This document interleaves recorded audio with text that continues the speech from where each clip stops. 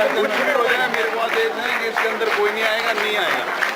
ये गेट है, गेट के अंदर। पर डीएसपी साहब आज मैं बोलूंगा, आपको सुनना पड़ेगा कि 2008 का जो मर्डर केस था जिसके अंदर आप फंसे थे, आपके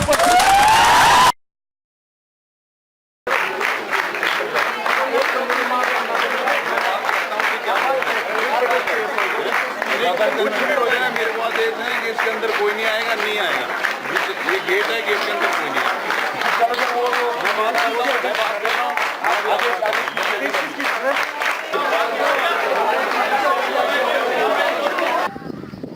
वो उछले, वो कूदे, जिनके शामियाने डोल चुके थे। हवा का रुख बदलने पर वो उछले, वो कूदे, जिनके शामियाने डोल चुके थे। नादान है जैसे जानते ही ना हो कि ऐलानों का तूफानों पर कोई जोर नहीं चलता। यहाँ पर मौजूद एनसीए के वर्तमान एवं पूर्व पदाधिकारी साथी, उपस्थित छात्र नेता, मीडिया के मेरे दोस्त, पुलिस का जाबाज सिपाही, सीआईडी के बंधु और मेरी आवाज के दायरे में आने वाला विश्वविद्यालय का बुद्धिजीवी छात्र समुदाय। दोस्तों, हालांकि आज एससी की जो है प्रोटेस्ट हो रहा है, आप सभी लोग ये सोच रहे होंगे कि जब एससी डिसॉल्व होगी फिर भी हम एससी के अंदर क्यों प्रोटेस्ट कर रहे हैं। सवाल हमारे मन में उठता है कि अगस्त के अंदर वोटिंग हुई थी, 3000 से ज्यादा स्टूडेंट ने वोट दिए थे, 50 से ज्यादा इलेक्टेड डीआर चुने गए थे और 4 एससी के नुमाइंदे भी उसमें चुने गए थे। 30 नॉमिनेटेड डीआर उसमें चुने गए थे, जिनमें वो लोग शामिल थे जो एकेडमिक्स में टॉप के ऊपर थे, जो कल्चर में टॉपर थे, जो स्पोर्ट्स में टॉपर थे, जो गोल्ड मेडलिस्ट थे। इन सब को मिलाकर उसके बाद इस विश्वविद्यालय के अंदर एससी चुनी जाती है। लेकिन दोस्तों, 3000 लोगों द्वारा चुनी गई सीसीए को डिसॉल्व करने के लिए 5 लोग मिलकर एक हाई पावर कमेटी बनाते हैं और 5 मिनट में डिसीजन लेते हैं कि सीसी को डिसॉल्व कर दिया जाएगा। वीसी साहब से हम पूछने गए कि वीसी साहब किस आधार पर आपने इस एससी को डिसॉल्व किया है, तो वीसी साहब कहते हैं कि एससी के ऊपर एफआईआर है, इसलिए पूरी एससी को डिसॉल्व कर दिया गया है। आज सवाल वीसी साहब से है कि वीसी साहब आपके ऊपर तो 8 एफआईआर दर्ज है, वुमेन एक्सप्लॉयटेशन की है, मिस यूटिलाइजेशन ऑफ फंड्स की है, करप्शन के चार्जेस हैं, उसके बाद आप किस सबसे इस कुर्सी के ऊपर बैठे हैं, सवाल हमें पूछना होगा।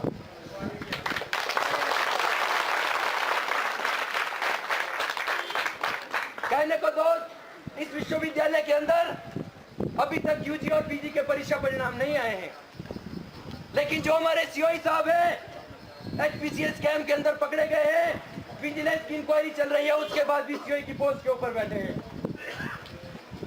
और सबसे बड़ी बात दोस्तों, इस विश्वविद्यालय के अंदर जब भी हम सेफ्टी की बात करते हैं, सिक्योरिटी की बात करते हैं, गर्ल्स हॉस्टल शायद जनवरी के आपको याद होंगे, जब बंद उन्हें किया जा रहा था, हमने प्रशासन से पूछा कि हॉस्टल क्यों बंद किए जा रहे हैं, तो प्रशासन ने कहा हम सिक्योरिटी नहीं दे सकते। शर्म की बात है, 30 फुट दूर वहां पर पुलिस चौकी है, लेकिन प्रशासन कह रहा है कि हम सिक्योरिटी नहीं दे सकते। और हमारी खुशकिस्मती देखिए दोस्तों, हमारी खुशकिस्मती देखिए कि आज जब हमने मांगी भी नहीं तो कितनी सारी सिक्योरिटी हमें मिल रही है।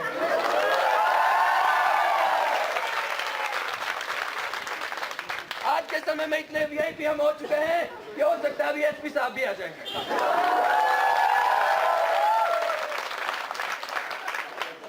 प्रशासन के पास जब हम जाते हैं कि आप स्टूडेंट्स की डिमांड को क्यों नहीं उठा रहे हैं, इन्हें क्यों पूरा नहीं कर रहे हैं, तो प्रशासन कहता है कि हमारे पास रिसोर्सेज नहीं है, हमारे पास फंड्स नहीं है। लेकिन आज के समय में ये सोचने की जरूरत है कि वो रिसोर्सेज, वो फंड्स आखिरकार जा कहाँ रहे हैं। सबसे पहली बात, विश्वविद्यालय के अंदर रजिस्ट्रार की एक पोस्ट होती है, रजिस्ट्रार एचएस लेवल की पोस्ट है, लेकिन उस पोस्ट के ऊपर कौन बैठे हैं? प्रोफेसर मोहन झाल्टा जी। एक एचएस की पोस्ट के ऊपर ऐसे लोग बैठे हैं जो शायद डिजर्व नहीं करते, लेकिन फिर भी वहां बैठे हैं। दोस्तों, एक सवाल आपके सामने, आप सभी जानते हैं कि चेयरमैन की, टीएस की, डीएसडब्ल्यू की और एक प्रोफेसर की पोस्ट कितनी बड़ी होती है एक यूनिवर्सिटी के अंदर। लेकिन बड़े शर्म के साथ ये कहना पड़ता है कि 4 पोस्ट के ऊपर सिर्फ एक व्यक्ति बैठा है, professor S S Chauhan. Professor S S Chauhan इस विश्वविद्यालय के अंदर प्रोफेसर भी हैं, अपने डिपार्टमेंट के अंदर चेयरमैन भी हैं, डीन स्टूडेंट वेलफेयर भी हैं, डीन ऑफ स्टडीज भी हैं। 4 पदों के ऊपर एक व्यक्ति बैठा है और फिर ये कह रहे हैं कि हमारे पास रिसोर्सेज नहीं है। पूरे यूनिवर्सिटी के अंदर प्रोफेसर का काल क्या पड़ गया था कि 4 पोस्ट के ऊपर एक ही प्रोफेसर को रखा गया है। इसके साथ साथ दोस्तों, जैसा कि मैं पहले भी कह रहा था कि पीजी और यूजी क्लासेस के अभी तक रिजल्ट नहीं आए हैं। रिजल्ट किसके अंदर आते हैं? सीओई के अंदर, कंट्रोल ऑफ एग्जामिनेशन। बड़ी हद की बात है दोस्तों, एक पोस्ट के ऊपर 3 व्यक्ति आज बैठे हुए हैं। सबसे पहले एडिशनल सीओई पुष्पलता मैम है, उसके बाद सीओई है एन.के. गुप्ता सर, तीसरे सीओई है नरेंद्र अवस्थी जी। 6 महीने हो गए अभी तक रिजल्ट नहीं आया, लेकिन सीओई की पोस्ट के ऊपर 3 लोग बैठे हैं। और लगे हाथ दोस्तों, सुरक्षा की बात भी कर लेते हैं। कहने को विश्वविद्यालय के अंदर सुरक्षा अधिकारी तैनात किए गए हैं ताकि यहाँ विश्वविद्यालय की सुरक्षा में कोई खलल ना पड़े। लेकिन दोस्तों, कभी आपको मौका मिले वीसी सर के ऑफिस में जाके देखना, हमारी सुरक्षा के लिए एक एडिशनल चीफ सिक्योरिटी ऑफिसर है, दूसरे चीफ सिक्योरिटी ऑफिसर है और तीसरे चीफ सिक्योरिटी कम ऑफिसर डीएसपी सर है। 3 हमारे लिए है। हमारे लिए कहीं ना कहीं गर्व की बात है। यही बात नहीं है दोस्तों, अगर हम कंस्ट्रक्शन विंग की भी बात करें, 2 एक्सचेंज यूनिवर्सिटी के अंदर हैं, 6 एसडीओ यूनिवर्सिटी के अंदर हैं, लेकिन काम करने वाले नीचे कितने लोग हैं? 7 लोग। 7 लोगों के लिए 6 एसडीओ है, 2 एक्सचेंज है। काम कहां से होंगे इस यूनिवर्सिटी के? रूसा की अगर दोस्तों बात करें, पूरे प्रदेश के अंदर वो चाहे स्टूडेंट्स हो, वो चाहे पेरेंट्स हो, वो चाहे एडमिनिस्ट्रेशन हो, वो चाहे टीचिंग हो, वो चाहे नॉन टीचिंग हो, सारे आज के समय में कह रहे हैं कि ये रूसा सिस्टम स्टूडेंट्स के लिए अच्छा नहीं है, फ्यूचर जो है स्टूडेंट्स का खत्म हो रहा है। लेकिन हमारे dean of planning professor P के अहलूवालिया सर, हमारे VC sir ADN Vajpayee ji, वो इस बात पे अड़े हुए हैं कि नहीं रूसा सिस्टम बहुत अच्छा है, इससे स्टूडेंट्स का विकास होगा। अब वो विकास किस तरह होगा मैं आपको बताता हूँ। आईसीडीओल के अंदर पहले 10,000 एडमिशन होती थी, आज के समय में घटकर 2,000 रह गई है। 25 दिन के अंदर रिजल्ट निकालने की घोषणा की गई थी, आज 6 महीने होने को आए हैं, अभी तक वो रिजल्ट नहीं आया है।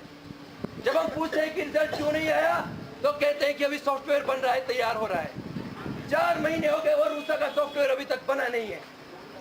लेकिन मैं दावे के साथ यहाँ से कहना चाहूंगा, एमसीए के मेरे बहुत सारे दोस्त हैं जो इंडस्ट्रियल ट्रेनिंग करने शायद चंडीगढ़ गए हैं, दिल्ली गए हैं, उन्हें भी अगर ये काम सौंपा जाता शायद 4 दिन के अंदर सॉफ्टवेयर बना देते, बाहर से इंजीनियर बुलाने की जरूरत नहीं पड़ती। लेकिन विश्वविद्यालय को इस तरह की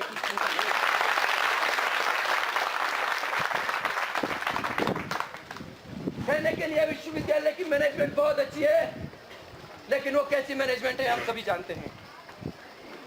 विश्वविद्यालय के कुलपति पूरे देश के अंदर जहां कहीं भी जाते हैं तो ये कहते हैं कि मैं उस यूनिवर्सिटी का वीसी हूं जहां सबसे ज्यादा नेट जीआरएफ निकलते हैं। लेकिन वही पढ़ने वाला स्टूडेंट जब लाइब्रेरी के अंदर बैठता है तो लाइब्रेरी 5 बजे बंद कर दी जाती है। जिस यूनिवर्सिटी में पढ़ना भी गुनाह हो जाए, पढ़ना भी क्राइम हो जाए, उस यूनिवर्सिटी की दुर्दशा क्या होगी आप सभी को सोचना होगा दोस्तों। कल का वाक्य है, डीएसपी साहब यहाँ मौजूद थे, हमारे साथ उस दिन गए थे। वीसी साहब ने कहा था कि लाइब्रेरी की टाइमिंग सुबह 8:30 से 9 बजे तक होगी जैसे पहले होगी, लेकिन कल अपनी बात से पलट गए। कल लाइब्रेरी फिर से 5 बजे बंद करने की कोशिश की गई। हमने रजिस्ट्रार साहब से बात की कि टाइमिंग बढ़ाई, तो रजिस्ट्रार साहब ने कहा मेरे हाथ में नहीं है। वीसी साहब से बात की थी, वीसी साहब का पता किया, वीसी साहब मध्य प्रदेश गए हुए हैं, कह रहे हैं कि मेरे पास चार्ज नहीं है, मेरी एब्सेंस में डीएस के पास चार्ज होता है, आप उनसे बात कीजिए। डीएस सर को फोन किया, उन्होंने कहा कि मैं किसी काम से घर गया हूं, मेरे पास चार्ज नहीं है, कौशल सर के पास चार्ज है, आप उनसे बात कीजिए। कौशल सर से बात की तो कहते हैं कि मेरे हाथ में कुछ नहीं है, फिर से आप वही सर को फोन कीजिए।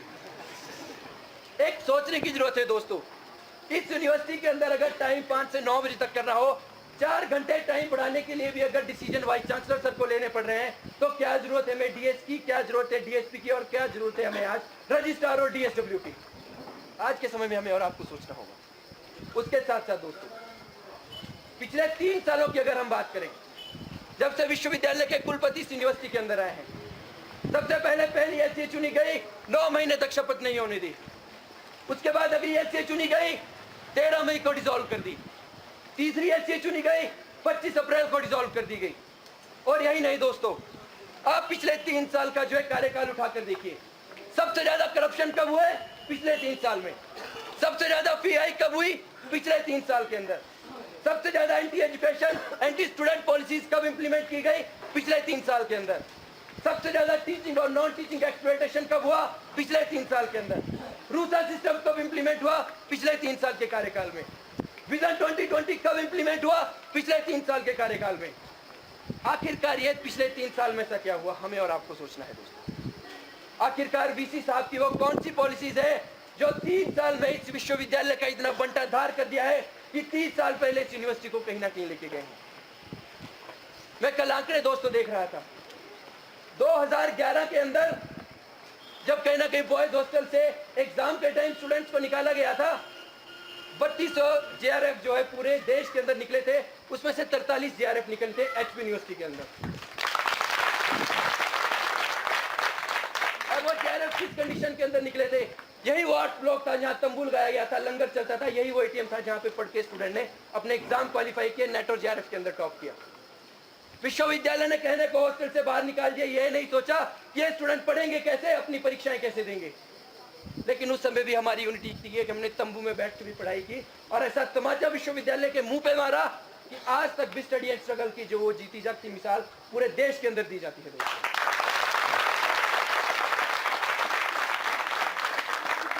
आज के समय में अगर हम डिपार्टमेंटल लाइब्रेरी की बात करें, नहीं खोली जा रही है, कहते हैं कि हमारे पास स्पेस नहीं है।